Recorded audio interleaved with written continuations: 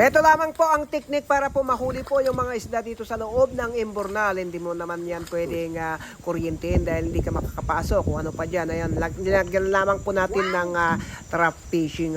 Fishing trap. Ayan po. Dalawa po yung linagay po natin dito. Ang paing po na linagay po natin dito sa loob ng trap po natin dito ay isaw po. Linagay lamang po natin ito kaninang umaga at ngayon ay hahapon na. At ito, parehong meron pong siyang nakuha. Kapag po kasi huminto po yung tubig na umagos po dito, ay napupunto po yung tubig po doon sa imbornal at doon po din napupunto yung mga isda. At ito po ang mga nahuli po natin. Ayun, maraming kiwot, napakadami.